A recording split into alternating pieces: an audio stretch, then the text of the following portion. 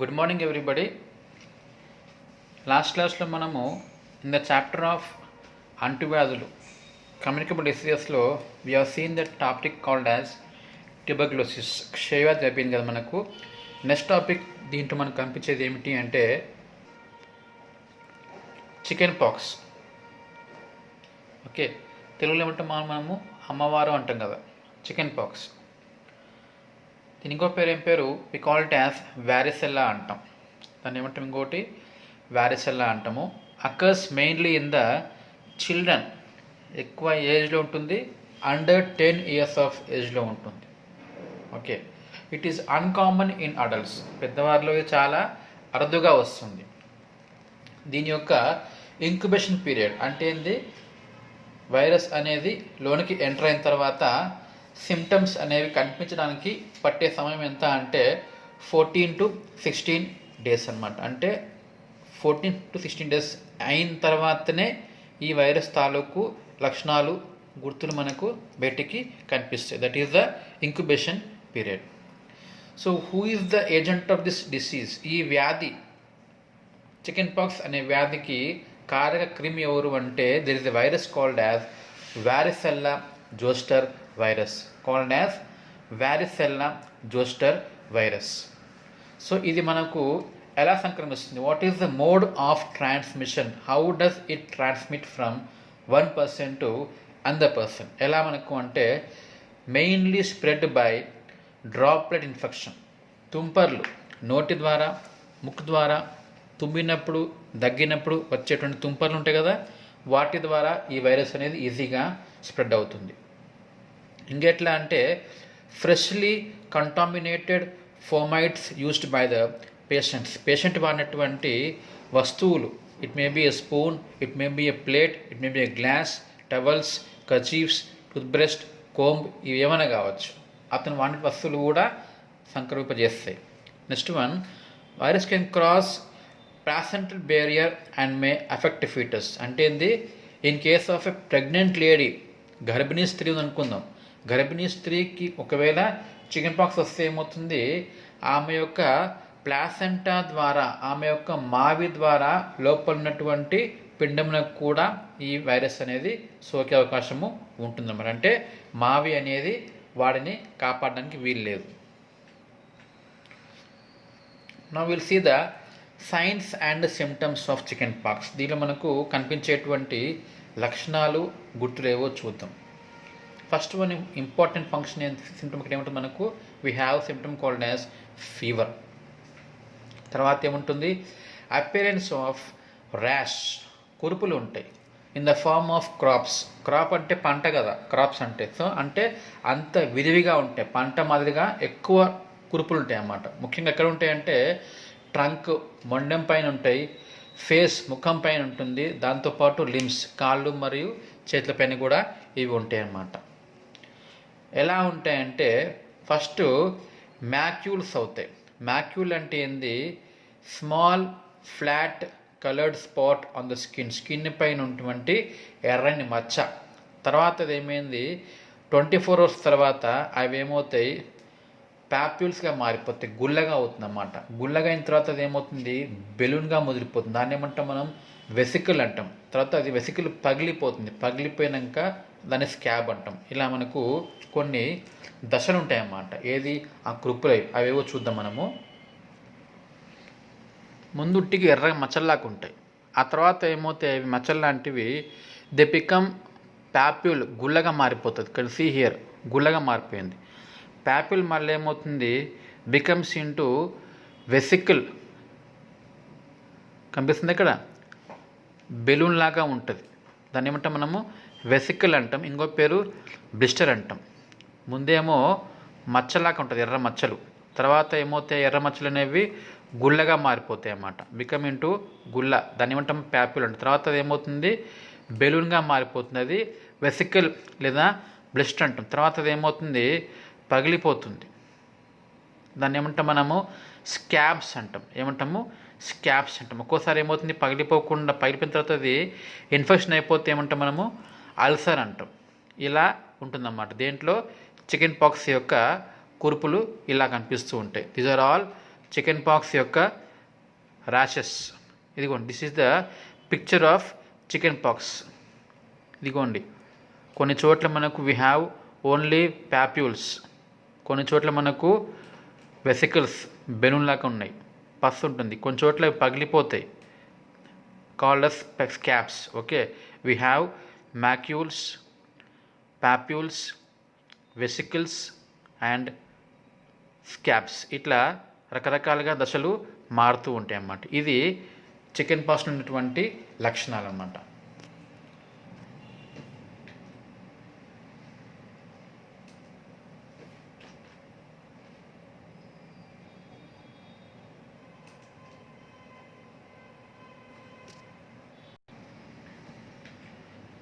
తర్వాత how to prevent and control, ఎలా మనం దీన్ని నివారించవచ్చు?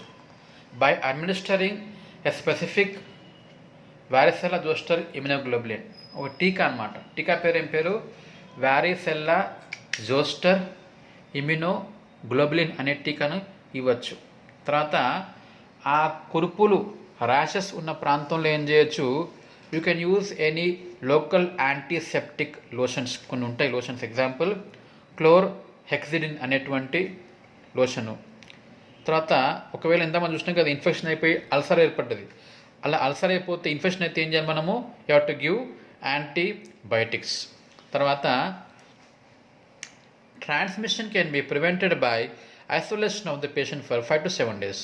ఈ పేషెంట్ నుంచి ఇతరులకు ఈ వ్యాధి సంక్రమించకుండా ఉండడానికి ఏం చేయాలి మనం? పేషెంట్ను వీ హ్యావ్ టు ఐసోలేట్, అంటే వారిని అందరికీ కాకుండా దూరంగా వేరుగా ఉంచాలి, సపరేట్ రూమ్లో ఉంచాలన్నమాట. ఎన్ని రోజుల పాటు? For 5 to 7 days. అప్పుడు పక్క వాళ్ళకి అది రాదు. ఇంకేం చేయాలి? పేషెంట్ వాడినటువంటి ఆర్టికల్స్, తను వాడినటువంటి పరికరాలు, comb, brush, spoons, plates, towels, bedsheets, ఇవన్నీ ఏం చేయాలి? ఖచ్చితంగా they have to be sterilised, క్రిమి రహితము చేయాలన్నమాట. చేస్తే ఇంకొకరికి సంక్రమించడానికి కాకుండా ఉంటుంది. ఇది చికెన్ పాక్స్ అన్నమాట. నెక్స్ట్ వ్యాధి పేరు ఏం పేరు? ఇన్ఫ్లుయెంజా అంటాం. ఫ్లూ మీరు విని ఉంటారు, స్వైన్ ఫ్లూ అని చెప్పేసి. ఫ్లూ అంటే అని అర్థము షార్ట్ పేరు అన్నమాట. ఇన్ఫ్లుయెంజా అనే వ్యాధికి షార్ట్ నేమ్ ఏంది? ఫ్లూ అంటాం. Okay, it is a acute and highly infectious disease of respiratory tract, శ్వాసకోశంలోకి సంబంధించినటువంటి చాలా హైలీ ఇన్ఫెక్షియస్, వెంటనే సంక్రమించేటువంటి గుణం ఉన్న వ్యాధి ఇది. ఇది occurs in all ages. Chicken pox ముఖ్యంగా పిల్లల్లో వస్తుంది అన్నాము. ఇన్ఫ్లుయెంజా అనేది అందరికీ వస్తుంది. What is incubation period? ఎంత? 1 to 2 days. అంటే మనకి లోనికి ఎంటర్ అయిన వితిన్ 1 or 2 daysలోనే వాటి తాలూకు సిమ్టమ్స్ అనేవి బయటికి రావడానికి పడుతుందన్నమాట. సో దీనికి కారణం ఎవరు? Who is the agent of this disease? What is the causative organism? ఎవరది? Influenza virus. It may be A, B or C. So how does it transmit? అది మనకు ఎలా సంక్రమిస్తుంది? Mainly by droplet infection and freshly contaminated fomites, తన యొక్క వాడినటువంటి వస్తువులు, ఇంకా లేకపోతే డైరెక్ట్ కాంటాక్ట్, నేరుగా తాకడం వల్ల, ఓకే, తుంపర్ల వల్ల, తను వాడిన వస్తువుల వల్ల, లేకపోతే తన నేరుగా తాకడం వల్ల ఇది వ్యాధి సంక్రమించే అవకాశము ఉంటుంది. తర్వాత లక్షణాలు ఏముంటాయి చూద్దాం మనం. ఏముంటాయి? ఫీవర్ ఉంటుంది, వీక్నెస్ ఉంటుంది, చలి బాగా ఉంటుంది, హెడేక్ వస్తుంది, బ్యాక్ పెయిన్ ఉంటుంది, లాస్ ఆఫ్ అపెటైట్, తనకు ఇంకో పదం ఉంటుంది, we call it as anorexia అంటాం. ఎనోరెక్సియా అంటే ఏంది? లాస్ ఆఫ్ అపెటైట్, ఆకలి లేకపోవుట. ఇంకా ఫేస్ ఈజ్ ఫ్లష్డ్, ముఖమంతా ఎర్రగా అయిపోతుంది అనమాట. ఇంకా ఏమిటి? ఇక చూడండి, మనకు సింటమ్స్ ఆఫ్ ఇన్ఫ్లుయెంజాలు ఏముంటాయి? ఫీవర్ ఉంటుంది, తర్వాత హెడేక్ వస్తుంది, మెయిన్లీ ఇక్కడ ఏముంటుంది? హెడేక్ వస్తుంది, చిల్స్, చలి బాగా ఉంటుంది, టైర్డ్నెస్, బాగా అలసిపోతారు అనమాట. ఇంకోటి సడన్ ఆన్సెట్, అంటే లక్షణాలు సడన్గా వస్తాయి, నిదానంగా గ్రాడ్యువల్గా డెవలప్ అయ్యాయి కాదు, దీంట్లో అన్నీ అకస్మాత్తుగా వచ్చే లక్షణాలే ఉంటాయి. ఇంకేముంటుంది? మస్కులర్లో ఏముంటుంది, ఎక్స్ట్రీమ్ టైర్డ్నెస్, బాగా అలసిపోతాడు. జాయింట్స్లో పెయిన్స్ ఉంటాయి. శ్వాసలో ఏముంటుంది, mainly runny or stuffy nose, ముక్కు బాగా కాడుతూ ఉంటుంది, లేకపోతే ముక్కంతా బ్లాక్ అయి ఉంటుంది. సోర్ త్రోట్, గొంతంతా బొంగురు పోయి ఉంటుంది, గొంతంతా గీర పోయినట్టుగా నొప్పిలేస్తూ ఉంటుంది, దాన్ని సోర్ త్రోట్ అంటాం. మాట్లాడేటప్పుడు గొంతు మొత్తం పోతుందన్నమాట, బొంగురు గొంతు ఉంటాం కదా అట్లా. ఇంకా ఎక్స్, గొంతులు నొప్పులు ఉంటాయి. ఇంకేం కావచ్చు, పేషెంట్ మే హ్యావ్ కఫింగ్, దగ్గు కూడా ఉంటుంది. దాంతోపాటు he may have vomiting. Okay, ఇవన్నీ ఏంటివి symptoms we find in the influenza virus అన్నమాట. తర్వాత how to prevent and control this one, ఎలా ప్రివెంట్ చేయొచ్చు? We can prevent by giving a vaccine called as polyvalent influenza virus vaccine. దాని టీకా పేరు ఏం పేరు? Polyvalent influenza virus vaccine. ఎలా నివారించాలి? ఇంకా ఐసోలేషన్ ఆఫ్ సస్పెక్టెడ్ కేస్, అంటే ఎవరికైనా మనకు అనుమానం ఉంది, దే ఆర్ నాట్ కన్ఫర్మ్డ్, కానీ అనుమానిత కేసులు ఉన్నాయి, వాటిని ఏం చేయాలి? ఐసోలేట్ చేయాలంటే వేరేగా ఉంచాలి వాళ్ళను, రూమ్లో వేరే రూమ్లో పెట్టడము, లేదా వేరే వార్డులో పెట్టుకోవడము అట్లనమాట. తర్వాత spitting in public places should be avoided. Public ప్లేసుల్లో, అందరూ ఉన్నటువంటి ప్లేసుల్లో స్పిట్టింగ్, ఉమ్మి వేయటం అనేది అవాయిడ్ చేయించాలన్నమాట. ఎవరిని అట్లా బయట పరిసరాల్లో ఉమ్మి వేయడం చేయకూడదన్నమాట. ఇంకా people must be educated about the healthy habits, మంచి ఆరోగ్యకరమైనటువంటి అలవాట్ల గురించి మనం వారికి ఎడ్యుకేట్ చేయాలన్నమాట. ఇది prevention and control of influenza disease. చికిత్స ఏంది? Give them bed rest and give them analgesics. అంటే ఏంది? అనాలిసిక్స్ అంటే పెయిన్ కిల్లర్స్, నొప్పిని తగ్గించే మందులు ఏమంటాం మనము? అనాల్జెసిక్స్ అంటాం. తర్వాత ఒక సిరప్ ఇవ్వచ్చు, ఎగ్జాంపుల్ నొస్కమిన్ అనే syrup. It is a dry cough suppressant, దగ్గుని తగ్గించే ఒక సిరప్. దాంతోపాటు they may also have to give some antiviral drugs, వైరస్కి వ్యతిరేకంగా ఉండే మందులు, యాంటీ వైరల్ డ్రగ్స్ ఇవ్వాలన్నమాట. ఇది disease called as influenza. Next one will see new topic, whooping cough. తెలుగులో ఏమంటాం మనము? In Telugu we call it as కోరింత దగ్గు, వూపింగ్ కఫ్. ఓకే, దీనికి ఇంకొక పేరు ఏం పేరు? Also called as పెర్టూసిస్. ఇంకొక పేరు ఏం పేరు? పెర్టూసిస్ అంటాం. It is highly infectious disease of respiratory tract, శ్వాసకు సంబంధించినటువంటి ఎంతో తీవ్రంగా ఈజీగా సంక్రమించేటువంటి వ్యాధి ఇది. ఇది also occurs in all ages. ముఖ్యంగా ఇక్కడ 10 years తర్వాత అంటే అకేషనల్లీ అవుతుంది. Mostly occur in unimmunised children under age of 5 years. ఎవరికైతే ఇమ్యునైజేషన్ చేయలేదు, అంటే ఏంది?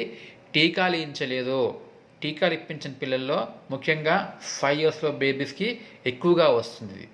ఓకే, తర్వాత దీని యొక్క ఇంక్యుబేషన్ పీరియడ్, అంటే వ్యాధి తాలూకు లక్షణాలు కనిపించడానికి పట్టే సమయం ఎంత అంటే 7 to 14 days, 1 to 2 weeksలో మనకు సిమ్టమ్స్ పడడానికి టైం పడుతూ ఉంటుంది. తర్వాత హూ ఈజ్ ద ఏజెంట్? ఈ వ్యాధి రావడానికి కారణం ఎవరు? దాని పేరు ఏం పేరు? బార్డెటెల్లా పెర్టూసిస్. ఓకే, వీటి కాల్డ్ యాజ్ బార్డెటెల్లా పెర్టూసిస్ అనేటువంటి ఏజెంట్ వల్ల మనకు పెర్టూసిస్, వూపింగ్ కఫ్, కోరింత దగ్గు వ్యాధి వస్తుంది. ఎలా సంక్రమిస్తుంది ఇది? We have 2 types. ఇక్కడ ఏంది? డైరెక్ట్ డ్రాప్లెట్స్ అన్నమాట, తుంపర్ల వల్ల. పేషెంట్ దగ్గినప్పుడు తుమ్మిన వచ్చేటువంటి తుంపర్లు ఉంటాయి కదా, వాటి వల్ల రావచ్చు. లేకపోతే due to the articles, patient వాడినటువంటి తన వస్తువులు,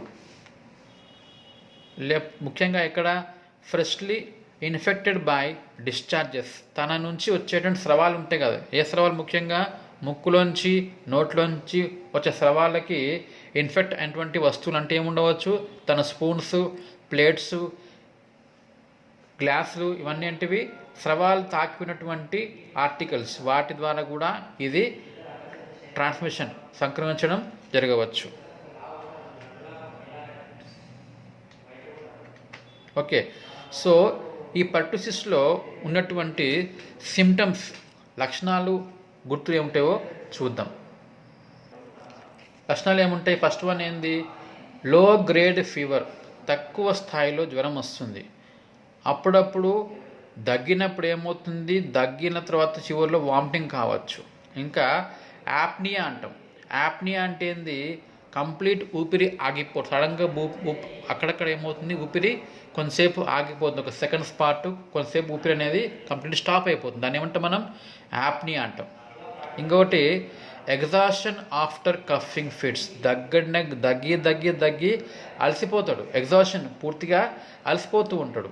ఇంకొకటి రన్నీ నోస్, ముక్కు ఎప్పుడు కాడుతూ ఉంటుంది. రన్నీ అంటే ఎప్పుడు నడిచినట్టుంది, ఇంకా లోపల డ్రైనేజ్ లాగా ఎప్పుడు ముక్కు కాడుతూ ఉంటుంది. ఇంకొకటి ఊపింగ్ కఫ్లో యొక్క ముఖ్యమైన లక్షణం ఏమిటి అంటే coughing fits followed by a high pitched woof.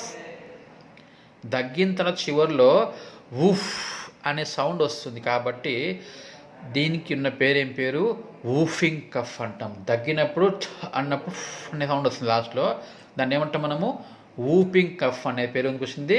Because of the sound called as woof అంటాం. లాస్ట్లో వూఫ్ అని వస్తుంది. తర్వాత babies may have little or no cough. ఒక్కోసారి బేబీస్కి కఫే లేకపోవచ్చు. ఇవి సిమ్టమ్స్. ఒకసారి సింపుల్ మసాజ్ చూసుకుందాం మనం. మరోసారి ఫీవర్ రావడము, vomiting after cough, they may have small pause, కాసేపు వరకు ఊపిరి ఆగిపోవచ్చు, కఫ్ వల్ల అలసిపోవచ్చు, ముక్కు గాడుతూ ఉంటుంది, దగ్గినప్పుడు చివరిలో ఊఫ్ అనే సిమ్టము కనిపిస్తూ ఉంటుంది. ఇవి సిమ్టమ్స్ ఆఫ్ ఊఫింగ్ కఫ్ అన్నమాట. తర్వాత ఈ వ్యాధి మనము ఎలా నివారించాలి, ఎలా కంట్రోల్ చేయాలి చూద్దాం. ఎట్లా? Children must be immunised by DPT vaccine. పుట్టిన తర్వాత మొట్టమొదటి ఇచ్చే టీకా మీకు తెలిసిందే, బీసీజీ అంటాం. క్షయవ్యాధి రాకుండా ఇచ్చేది బీసీజీ. తర్వాత 6 వారాల లోపు, పుట్టిన తర్వాత వితిన్ 1.5 month 6 వారాల లోపు ఇచ్చే టీకా ఏది అంటే డిపిటీ టీకా. డిపిటీ ఫుల్ ఫామ్ ఏంది? డిఫ్థీరియా, పెర్టూసిస్, టెటనస్. డిఫ్థీరియా అంటే కంఠ సర్పి, పెర్టూసిస్ ఇందాక మనం చూసిందే వూపింగ్ కఫ్, టెటనస్ ధనుర్వాతం, కంఠ సర్పి, ఇది పెర్టూసిస్ కొరత దగ్గు, ధనుర్వాతం. ఈ 3 వ్యాధులు రాకుండా ఇచ్చే టీకా ఇదనమాట. ఓకే, మనకు ధనుర్వాతం రాకుండా, కొరత దగ్గు రాకుండా, కంఠసర్పి రాకుండా ఇచ్చే టీకా పేరు ఏం పేరు? డిపిటీ అంటాం. Diphtheria, pertussis and tetanus. ఈ వ్యాక్సిన్ టీకా మనం ఇచ్చేసి సరిపోతుంది అనమాట. Patient to put it bed in well ventilated room, మంచి గాలి వెలుతురు వచ్చేటువంటి రూమ్లో పెట్టాలి. తర్వాత discharges from the nose and throat should be collected properly on the paper and disinfected. ముక్కులోంచి నోట్లోంచి వచ్చే స్రవాలను పేపర్లో జాగ్రత్త తీసుకుని వాటిని డిస్ఇన్ఫెక్ట్ చేసేయాలంటే కాల్ చేయడము, డెటాల్ సొల్యూషన్లో వేయడము, మట్టిలో పూడ్చడము చేసేయాలన్నమాట. బయటికి ఎక్స్పోజ్ కానివ్వకూడదు. లాస్ట్కి ఏమి ఇస్తాం మందులు మనము? And antibiotic called as erythromycin అనే యాంటీబయాటిక్ ఇస్తే తగ్గిపోతుంది. ఇది treatment of whooping cough. Next topic ఏంది? మీజిల్స్. తట్టు అంటారు, measles. Okay, also called as rubeola అంటాం. ఇంకో పేరు ఏం పేరు? రూబియోలా అంటాం. Occurs in the age of ఎప్పుడు 3 to 5 years ఆఫ్ ఏజ్. ముఖ్యంగా 3 నుంచి 5 సంవత్సరాల పిల్లల్లో ఇది ఎక్కువగా వస్తూ ఉంటుంది. దీని యొక్క ఇంక్యుబేషన్ పీరియడ్ ఎంత అంటే, లక్షణాలు కనిపించడానికి పట్టే సమయం ఎంత అంటే 8 to 14 days. అంటే ఈ వైరస్లోనికి ఎంటర్ అయిన తర్వాత వారం తర్వాతనే లక్షణాలు కనిపిస్తూ ఉంటాయి అన్నమాట. దీని ఏజెంట్ పేరు ఎవరు? రూబియోలా వైరస్ అంటాం. ఏజెంట్ పేరు రూబియోలా వైరస్ లేదంటే మీజిల్స్ వైరస్, 2 పేర్లు ఉంటుంది దీనికి. ఎలా సంక్రమిస్తుంది? ఇది డైరెక్ట్లీ కాంటాక్ట్, డైరెక్ట్గా మనము తాకడం వల్ల రావచ్చు. లేకపోతే డ్రాప్లెట్ ఇన్ఫెక్షన్స్, డ్రాప్లెట్స్ ముక్కులోంచి నోట్లోంచి వచ్చే తుంపల వల్ల కూడా ఇది పక్క వాళ్ళకి సంక్రమించే అవకాశము ఉంటుంది. సైన్స్ అండ్ సిమ్టమ్స్ ఉంటాయి దీంట్లో? 2 దశలు ఉంటాయి అన్నమాట. ఫస్ట్ దశను ఏమంటాం మనము? కెటారల్ స్టేజ్ అంటాం. We call it as catarrhal stage అంటే ఏంది, శ్వాసకోశ సంబంధించిన లక్షణాలు అన్నమాట. దీంట్లో ముఖ్యంగా ఏముంటాయి, జ్వరం ఉంటుంది, ముక్కు గాడుతూ ఉంటుంది కంటిన్యూగా, కాఫ్ దగ్గు ఉంటుంది, appearance of red spot in the mouth, నోట్లో ఏవో మచ్చలు ఉంటాయంట, కళ్ళలోంచి అదే పనిగా నీరు గాడుతూ ఉంటుంది. ఇది ఫస్ట్ స్టేజ్, కెటారల్ స్టేజ్ అంటాం. సెకండ్ స్టేజ్ ఏంది, red rash seen at the back of ears, చెవు వెనుక ఫోర్ హెడ్ నుదురు ప్రాంతంలో మనకు కురుపులు కనిపిస్తూ ఉంటాయి. ఈ ర్యాషెస్ ఏమవుతాయి, spread all over the body, మొత్తం బాడీ అంతా స్ప్రెడ్ అవుతూ ఉంటాయి. ఓకే, ఇవి లక్షణాలు అన్నమాట.